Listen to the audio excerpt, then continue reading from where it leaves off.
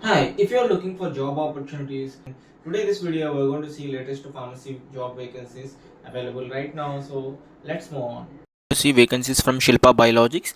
So here you can see the vacancies are in production R&D, QA, QC, engineering and maintenance department.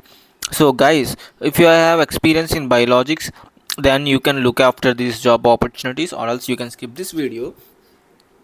So for production department, USP mammalian and microbial section and DSP experience 2 to 4 years, and R&D analytical USP microbial and mammalian DSP bioassay validation IPQA for QA, and QC microbiology 12 to 15 years of experience is required. Engineering and maintenance, electrical, water plant, HVAC and maintenance experience is required.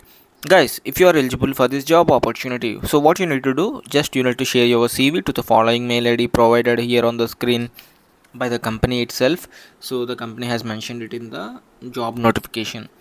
So guys, these are different kind of job opportunities which are not regular. So if you are in this field, want to shift to a new company, then this is a great opportunity.